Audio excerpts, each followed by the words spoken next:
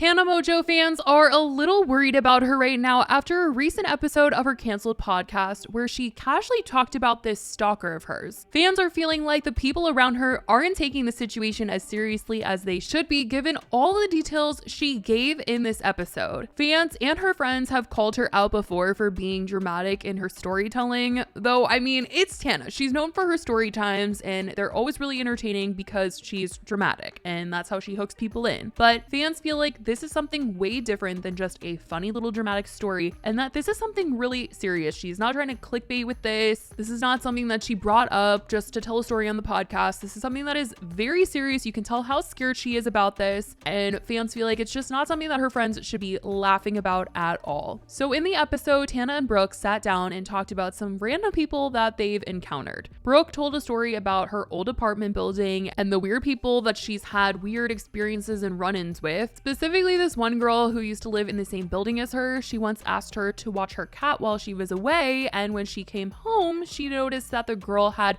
tried on her clothes and gone through her things and also drove her car. Like, are you kidding me? And probably the scariest thing is that on her TV, this girl had searched up YouTube videos of Brooke. So freaking scary in my opinion, and also to a bunch of people in the comments. Tana said that she was telling Brooke to file a police report just based on everything, feeling like something scary was gonna happen. Tana says that she's a paranoid person and the stalker red flags were basically waving. But Brooke was way too chill about this whole situation. She was way too nice because she said that she kept being friendly with this girl.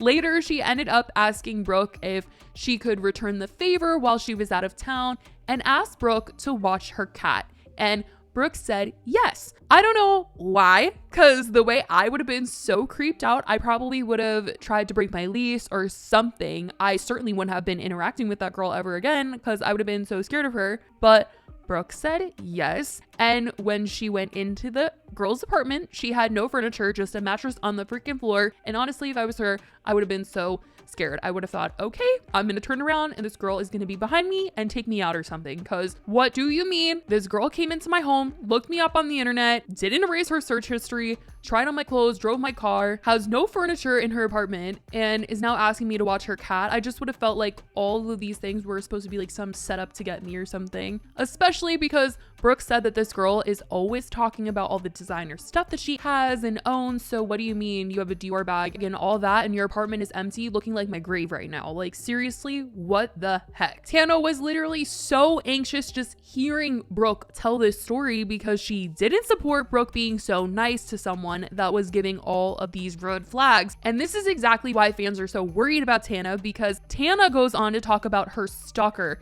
that she has had. And yes, stalker stories have been big for Tana before. This was something that she was known for a long while, but this particular story is truly freaking fans out because they do not feel like she is playing around or trying to be dramatic here. Like I said, this is not for clickbait. This was not even the title of her video.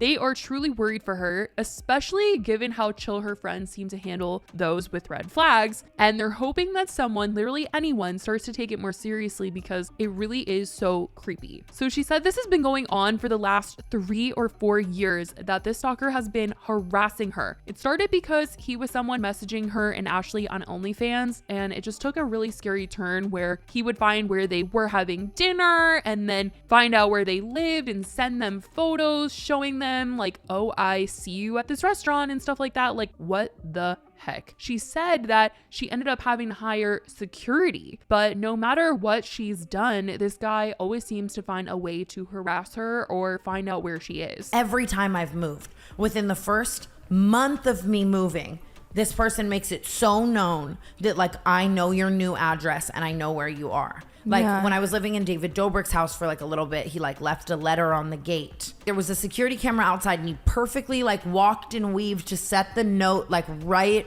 where it like wasn't in the eye line of the security, you know what I mean? Yeah. Or of the cameras. Then I moved to the next house, same thing. He shows up immediately and that one is like nowhere to be found online. Like, and I like do all this my like people like with my team where I put my house in like an alias. So like if you look up like Tana Mongeau house, it's not on like white pages. Yeah, it's almost like he's like looking at the view, like looking at like. And I hadn't even posted that house, like Ogden. Like I hadn't even posted it when he found that right. one. And then So I'm just hiring 24-hour security, which is so upsetting. She said that when she recently moved, she specifically picked a house that was really hard to get to and was really secure, but he still managed to find it and has been sending things to her home. A jar delivered to my door. And the jar is filled with all of these folded in half notes that are like reasons why I love you and like reasons to be happy. And like, there's like 1,000. And I filmed this. Eventually, if I ever want to put it out there, I film myself like opening the jar and the notes, whatever. I call 911. I call the police. The 911 operator is so to me. I will never forget this day in my entire life. Like I call and they're like, it's not a crazy boyfriend. Like, are you sure it's not? And I've had police. And just the dismissiveness. Oh, it pisses me off so bad. I've had that kind of thing. Like the police are just straight up grilling me on the fact of like, are you sure it's not like a boyfriend? And then they find out what you do for a living and they're like, well, it's your fault. You put your whole life out there. Like, you know what I mean? Like blah, blah, blah. And I'm like, what do you mean? And so then I'm like, can you guys come by? Can I file a police report? And they're like, yeah, we can come tomorrow between 5 and 9 p.m.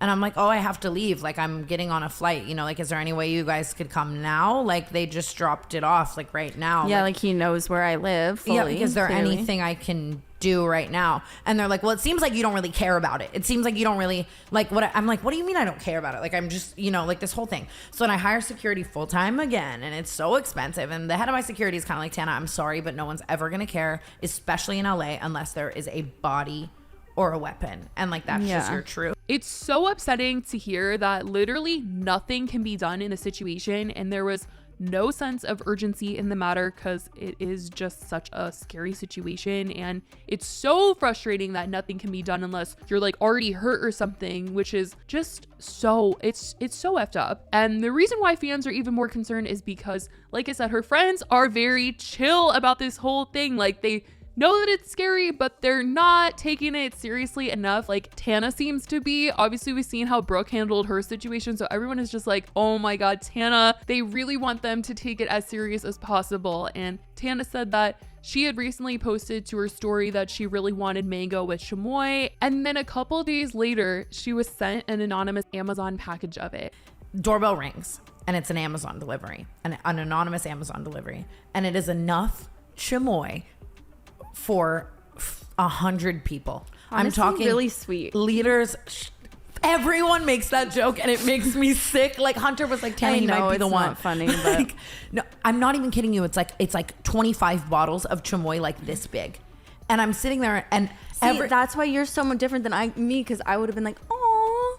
But it is, you're right. It's scary. She said that everyone she was with when she got the package didn't even believe it was from her stalker, and she tried to tell them that it was, and they thought that she just didn't remember that she ordered it. And then later on, she ended up getting a message from him where he was asking her if she got the package. And she was like, I told you guys, I knew it was him. And this is something that keeps happening with her receiving random packages and flowers from him. And she claims that she can't get a restraining order because he doesn't have a place of residence. The guy is living out of his car. And she says that her security has seen the car drive by before, but they've never been able to like catch him in person. And she said that he's just been really sneaky with things as well, because he had business cards made advertising being a handyman and wedged them into her front door and her gate, and it was all over her friend's car. And she felt like this was his way of hoping that someone on her team who like didn't know about him would see it and not think about it and hire him to do like some sort of work around the house, and that was like gonna be his way in. It's so freaking scary. And then also she said that there was a time where she got an Airbnb in Malibu just to get away for a while, and he managed to find where she was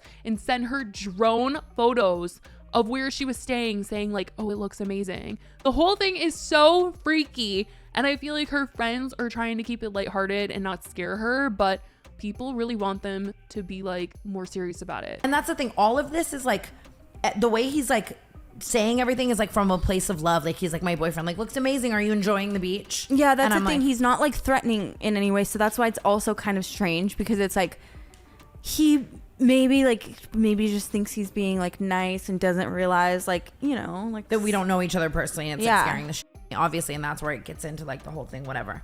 It's like that's so scary.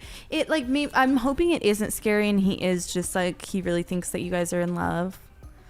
But I mean, I would be scared too. But it just like, it's not sustainable. You can't be paying $30,000 a month for security. Like, he needs to be arrested. He sent me photos of this like little shed he built. At least he's moving up. But like, where is the shed? Am I going to end up in it? You sent in the group chat, right? I send them to Amari, and all he says back to me is, have you ever seen the movie The Lovely Bones? Okay, why would he say that? And I was sobbing last night. She said she's literally been forced to hire a private investigator to try and track him down and catch him in the act. So she is something that she can take to the police and get them to do something. But until then, this is what she has just been dealing with. And fans expressed in the comments that they're just horrified for her, writing, Tana, your stalker needs to be taken more seriously by the police and everyone around you. That's absolutely terrifying. Yeah, not them saying, oh, that's cute, and I hope he just thinks he's in love with you. That was shocking to me. I hope he's just in love with you, or oh, that's cute. What a thing to say to someone with a very serious stalker situation. That's terrible, honestly.